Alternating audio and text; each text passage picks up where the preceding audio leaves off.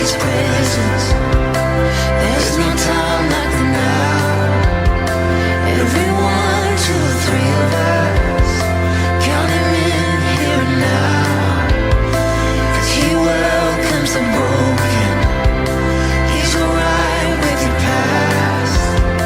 He's no matter any one of us, but He waits with open arms, says come.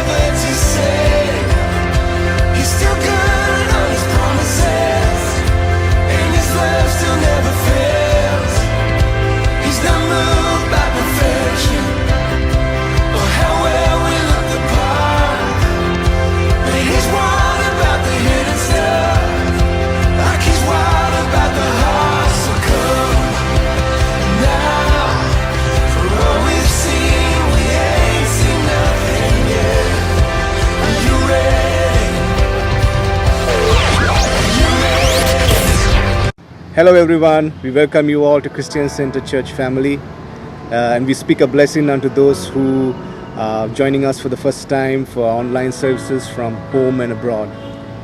Yes, Jesus is our firm foundation, our rock we stand on.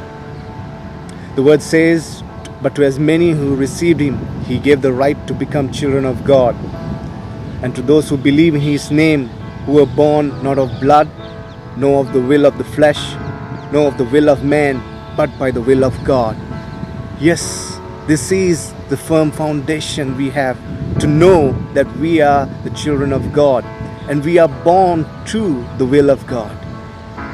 In these uncertain times, like never before, we can know for sure that we serve a certain God who was and is to come. So let us worship the name of Jesus, glorify God in our nation, and I encourage you to sing aloud and open your hearts so that the Lord can do great things unto us as one nation, as one family, as one body. I pray this all in the name of Jesus of Nazareth. Amen.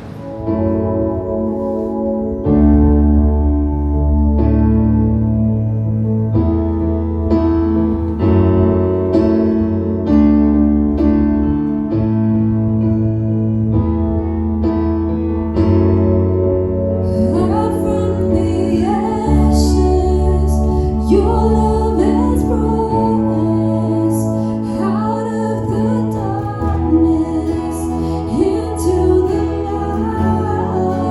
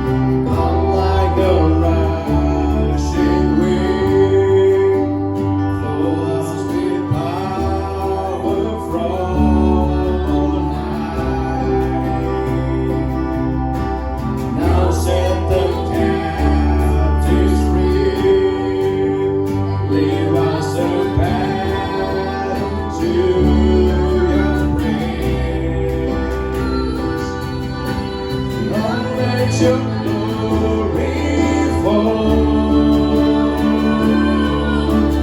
Lord, let your glory fall. Consuming fire, that is you compassion for your Spirit of God, would you fall in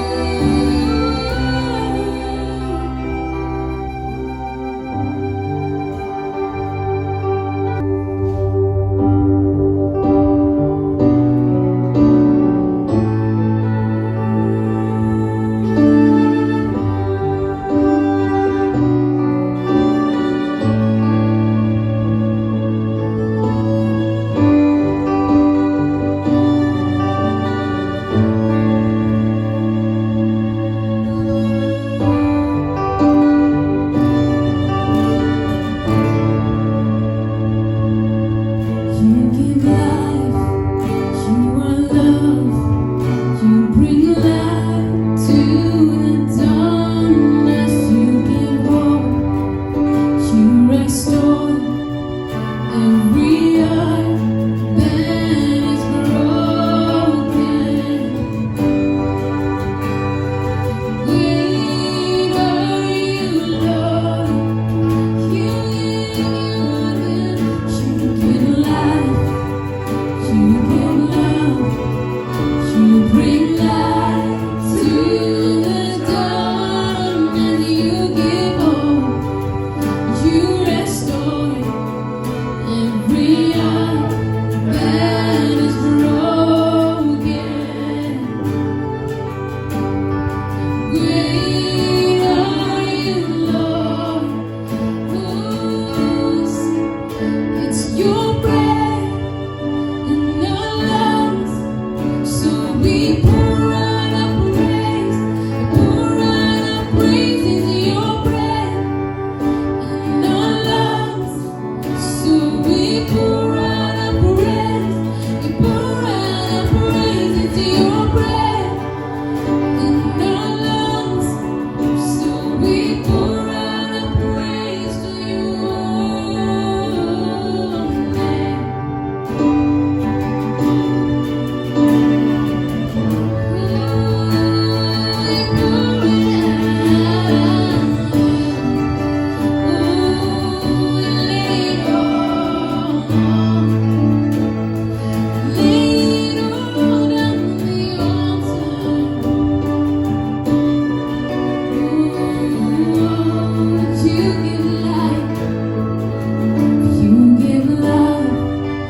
You are love. You bring light to the darkness. You give hope. You restore every heart that is broken. Great are you, Lord.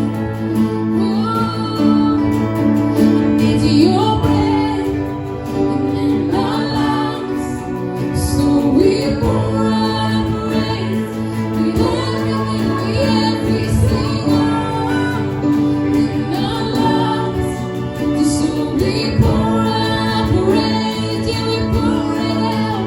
It's your breath in our lungs, so we pour out our praise to your name.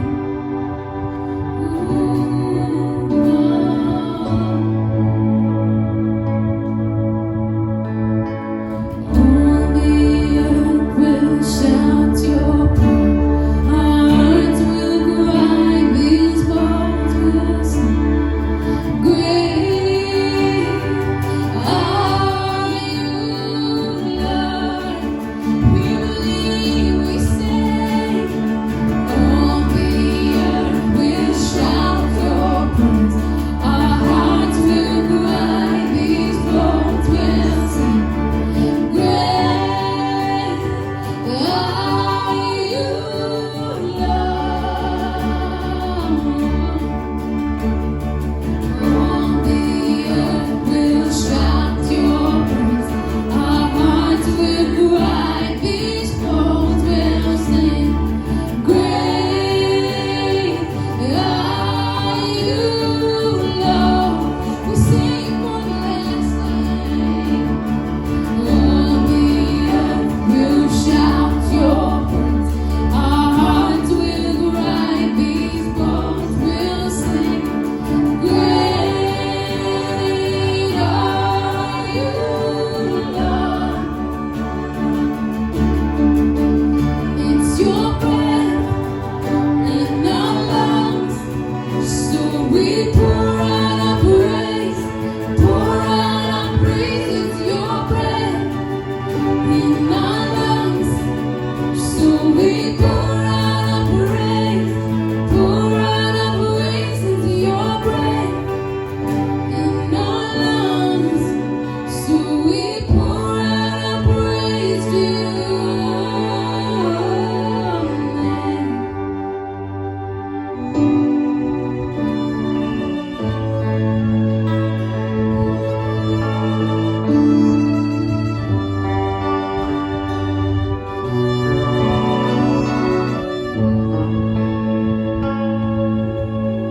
Hi everyone, good morning. For me it's good morning, but for you it may be good afternoon, good evening. Whichever time you're watching this, we welcome you. I welcome you in Jesus' name. So today I want to talk to you about something that we see or have been seeing a lot these days, and that's the rain. Don't worry, I'm not going to be giving you a weather report.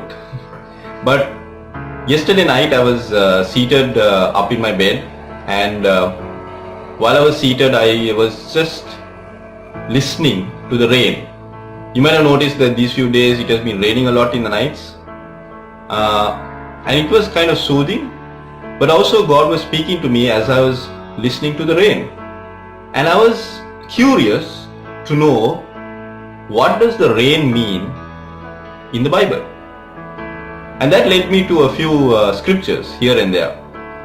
But let me start with one particular scripture, and this is going to be basically my anchor scripture for the message today, and that is Isaiah chapter 55.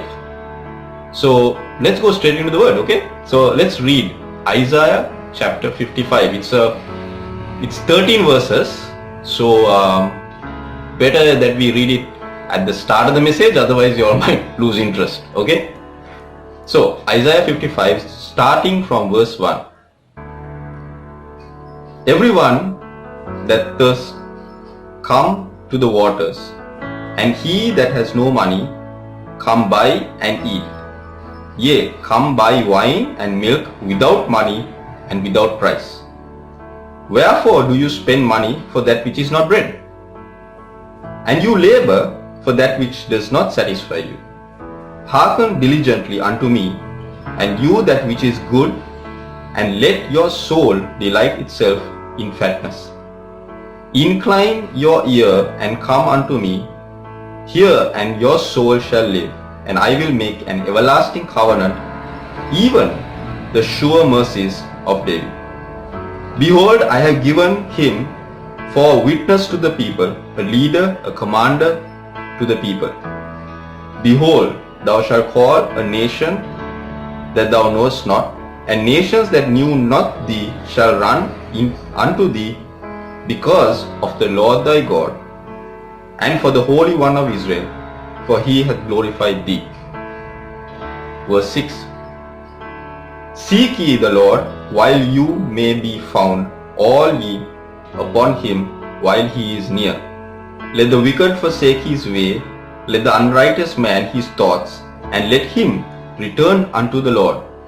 For he will have mercy upon him, and to our God, for he will abundantly pardon. For my thoughts, and listen to this, for my thoughts are not your thoughts, neither are your ways my ways, says the Lord. For as the heavens are higher than the earth, so are my ways higher than your ways, and my thoughts than your thoughts. For as the rain comes down, and the snow from heaven, and returns not thither, but watereth the earth, and makes it, and brings forth the bud, and it gives its seed to sow the sower, and bread to the eater, so shall my word be that goeth forth out of my mouth. It shall not return unto me void, for it shall accomplish that which I please, and it shall prosper in the things whereto I sent it. Verse 12. For you shall go out with joy and be led forth with peace.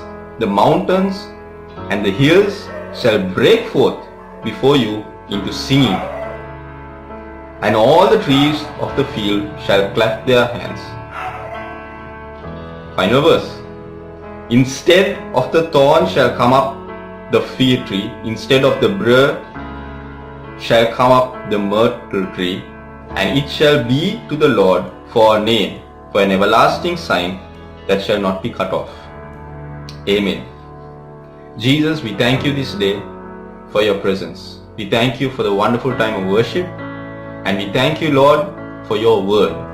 And I ask, O Lord Jesus, that every word that I speak will not be mine, but yours, Holy Spirit, and it will pierce every heart. And Lord, that you will bless the hearer in Jesus' name. Hide me behind your cross, Lord, and let your glory be seen, and only your glory in Jesus' name. Amen. Amen. Okay, so we read the whole chapter of Isaiah 55. It is a mouthful, but it's only 13 verses. Anyway, it's a familiar chapter because especially the part, where it says, my thoughts are higher than your thoughts and my ways are not like your ways, and my word shall not return back void. I mean, those are scriptures that we have heard so many times. People speak it, they preach it, we pray it, but sometimes we don't really understand the context of what Isaiah is saying, or rather in what context did he say this and give these prophecies. So when you read not just chapter 55, but when you read Isaiah and you come down to chapter 55, we see that actually these are instructions that God is giving through his prophet to the people who are just about to go into captivity. Okay? So God is giving this word where he says, my ways are not your ways, my thoughts are not your thoughts, my word is like the rain and it shall not come back void. He's giving these instructions to a people who are just about to go into captivity. How many times has God prepared you just before you walk into a trial or a test, or sometimes or something that is going to be that's bad in your life? How many times has God prepared you? So it's a preparation. Chapter 55 of Isaiah is God preparing his children for something that seems bad. Okay? Why do I say seems bad? Well, because when you see, actually God used the time of captivity to train his people, to train his children and prepare them for their destiny. So it's a preparation, and that's what Isaiah is talking about here. And so if we see verse 8 is the part where God says, for my thoughts are not your thoughts, neither are your ways my ways, says the Lord. We come to this understanding that we cannot understand God fully. I mean, God himself is saying that you can't understand me fully because my thoughts are not like yours, my ways are not like your ways. But one thing is for sure, and that we all can agree, is that God is a good God. And just as it says in Romans 8:28, all things work for the good for those who are called by his name. So we can trust him that he's a good God and he has always our best interests in mind. But we can never always understand his ways and his thoughts. And God is very open about this. But he's a good God because he always prepares his children. And I heard someone say this, a good teacher always prepares his students before a test. I also heard a good teacher is always silent during a test. But what is this verse all about? Or what is this chapter all about? It's many things, but primarily it's about God's word. You see, in this chapter God says that my word is like the rain. It's like the rain, and that's the amazing thing that really spoke to my heart. That last night when I was seated, I was listening to the rain, and then I read this chapter and God is saying that my word is like the rain. It's wonderful how God takes natural things and explains the supernatural, isn't it? So let's dive in. Okay? The first thing is that we see in verse 6 to 7 of chapter 55 of Isaiah. It says, Seek ye the Lord, while he may be found. Call ye upon him while he is near. Seek him and call him while he is near. Let the wicked forsake his ways, and the unrighteous man his thoughts, and let him return unto the Lord. So the first thing that God is saying in his preparation is repentance. repentance.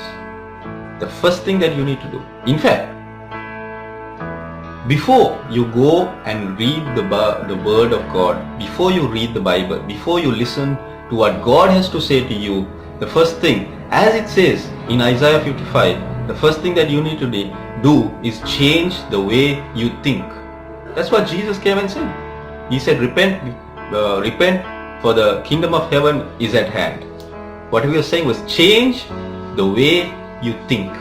You know, sometimes we read God's word, but we really don't want to obey it if it's going to be something that we don't want to change. Sometimes we read God's word, but our mind is somewhere else. Sometimes we have these prejudices inside our head, and it's like a filter. And so we see everything that God shows us, we listen to everything that God says through a filter. And that filter is our own thoughts, our own prejudices. And what God is saying here in this verse is that the first thing that you need to do in preparation, before listening to what I have to say, is that you must first forget what is in your head and repent. Change the way you think. And then only you will be able to hear exactly what I am saying. So preparation is very vital. And in verse 1 and 2, just as we start this whole chapter, God says that, what I have to give you is free. It's free of charge. It says, verse, everyone that thirsts and all who need water, come to me, even if you have no money. It will not cost you. You will not have to buy this. Like how you buy wine and milk. It is free. God's word is free. But that doesn't mean that there is no cost at all. There is a cost, and we just mentioned the cost. What is the cost? The cost is that you need to change the way you think, and you need to repent. The word repentance actually means to change. Change.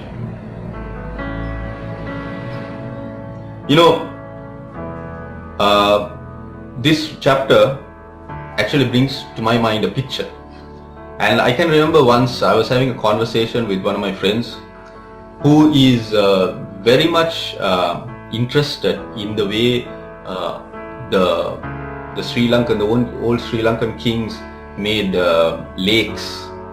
You know that there are so many lakes all over Sri Lanka, so many rivers, so many lakes, and he was telling me, how the reason that there are so many lakes in Sri Lanka is because the ancient people didn't want a single drop of rain to reach the ocean before being used. Basically, they didn't want to waste the rain. And incidentally, that is something that is in the Bible. In the chapter that we just read, in Isaiah 55, I'll tell you, in verse 11, I'll read it to you. Verse 11 says, "So shall my word be that goes forth from out of my mouth." Okay, I'll start from 10. Verse 10 and 11. "For as the rain comes down and the snow from heaven and returns not, but waters the earth and makes it bring forth and bud, that it may give seed to the sower and bread to the eater." Verse 11. "So shall my word go forth from my mouth. It shall not return unto me void, but it shall accomplish that which I please, and it shall prosper in the things whereto I sent it." So God is saying that my word is like rain that comes down from heaven but does not get wasted. Every single drop of that rain is used, is required, is purposed to accomplish something. It's like that. So that's the picture that God is giving us. And even if you live in a area, in a location that doesn't have much rain, it won't matter, as long as when it does rain, you make use of that water. For instance, You take a dam or any irrigation system. It doesn't rain right throughout the year, does it? It rains only at certain months. Well, it rains hard or heavily in certain months. But during those months, the rain is collected, the water is collected in a dam, and then it's sent out little by little to all the places that need the water, so that there will never be a drought. It's the same thing that God is telling here in this verse. The water that I send, which is the rain that I send, which is the word of God, even though it comes in certain seasons to you, or even though it comes only say once a day, depends how often you read the word, even though it comes once a day, if you keep it in your heart, you will never have a drought in your life if you store it in your heart. But if you don't, then that water goes to waste. And when that water goes to waste, there will be times in your life that you will face a drought. What I mean is, drought is not a drought of no water, a drought of God's voice. So it's important to save every word. It's important not to waste the rain. In fact, I was thinking to myself, man, it's raining so much. Do we need so much of water? But then you get those months where there is no rain at all. Sometimes the entire month goes and there is not a single drop. And then you wish, I wish there could be at least a slight rain, just a trinkle at least. You miss the word, don't you? Well, you know, God is always speaking. And this Bible, it's always there. So what you need to do is read the word, get engrossed in it, meditate on it, fill yourself, so that when there are times of drought or when there are times of need, you can take out what you have stored. So there is never a drought then. There is never a drought. So verse 12 and 13, it says, "For you shall go out with joy and be led forth with peace. The mountains and the hills shall break forth before you into singing, and all the trees of the field shall clap their hands." Amazing. "Instead of thorn shall come fir tree, and instead of briar shall come up myrtle tree, and it shall be to the Lord for a name, for an everlasting sign that shall not be cut off." You see, what we need to realize is that God provides for us through His word. I mean, think of it. This world, this universe was created by God's word. Everything you see around you, everything, the trees, the water, the air, it's all created by just God's word. So that's how God provides for you. He speaks it into being. If you want something, God says yes. It's by His word. And that's what the verses 12 and 13 are saying. The word that I speak is like rain. It's meant for a purpose. And that purpose is to provide for you. Provision. Are you wasting the rain? Don't waste the rain. Okay? So God's word has a purpose.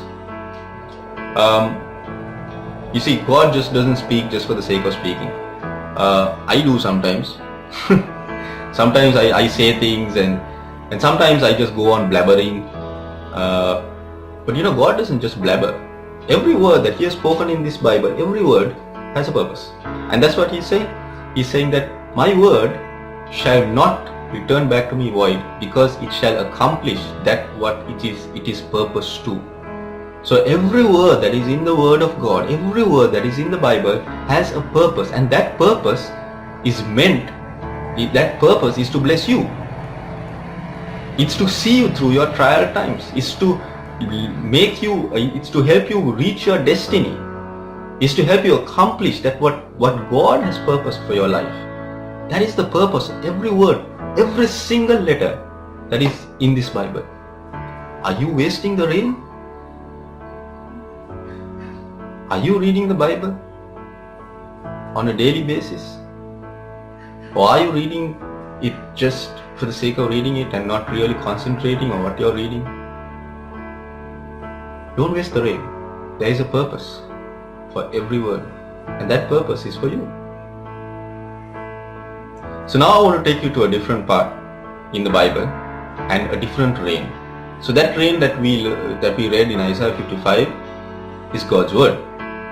But what about the rain that is mentioned in Matthew chapter 7? I will not read the whole story, but you know the story. Jesus is talking. These I think just after his sermon on the mount. He's talking about two houses. You have heard the story, right? Two houses. One house is built by a man who is wise, and it's built on rock. And then Jesus says that the rain came, the wind blew, but the house didn't fall. But then there's another house that was built by another man, but he was not so wise. He built the house on sand. And to that house also the rain came and the wind blew. And what happened? The house fell down. So that's a different rain, isn't it? A totally different rain. And it doesn't sound like it's a good rain. This time the rain came to destroy. There are sometimes a rain that comes that's like a trial period. And that rain will destroy you unless your foundation is God's word. That's what Jesus says.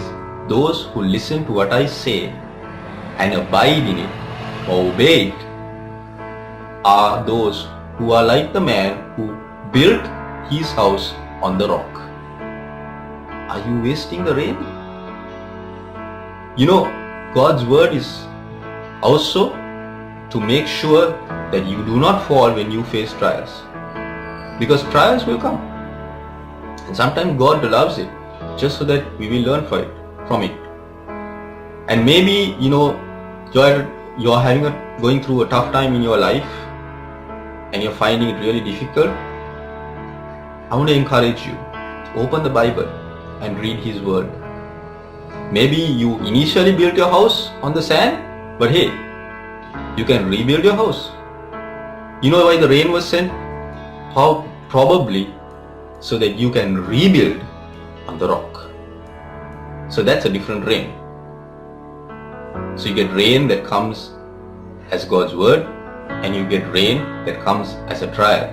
That too has a purpose. Now the final rain is mentioned in James chapter 5 verses 17 and 18. It's actually a story in the Old Testament that James is reminding us about. And the story is about Elijah. Elijah comes up to Ahab and tells Ahab, hey, it's not going to rain until I say so. It's amazing. Elijah is an amazing prophet. So he tells Ahab, it's not going to rain until I say so. And he doesn't. And then the story, Elijah, he caused on fire, and then they slaughter the prophets of Baal, and he establishes the altar of God in that place.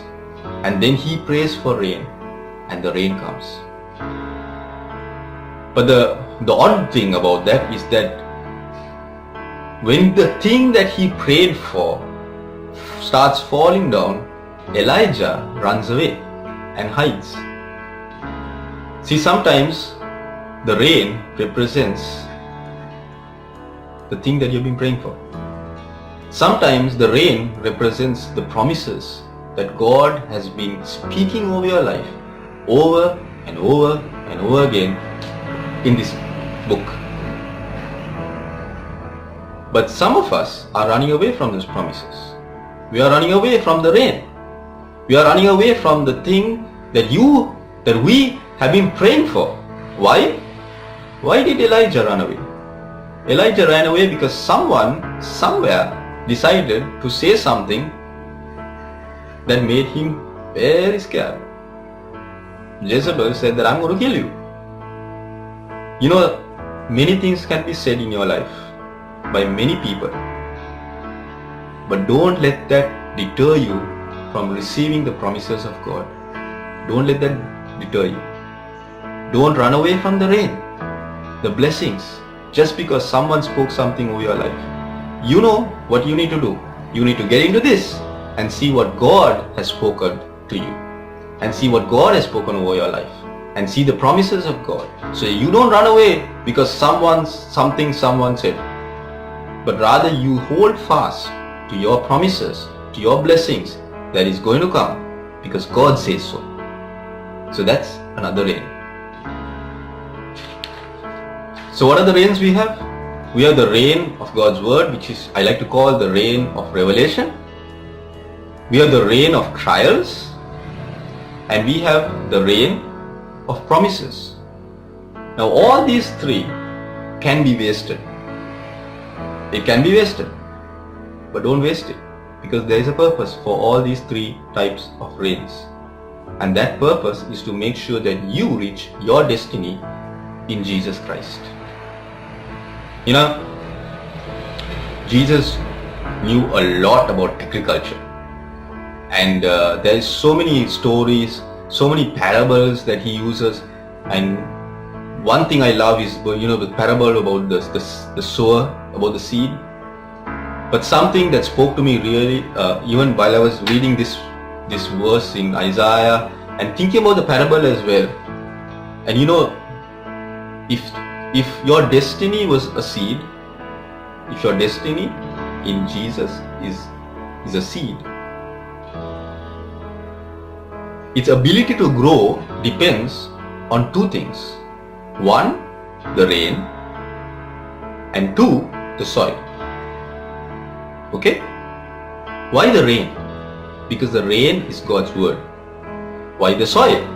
Because the soil is your heart, just like in the parable of the sower. So God's word and your heart, God's word speaking to your heart, is what determines whether the seed of your destiny grows. Alright? You know, our God is an amazing God, and He's the God of the mountaintop, but He's also the God of the valleys. He's also the God of the trials. He's also the Lord of the storms.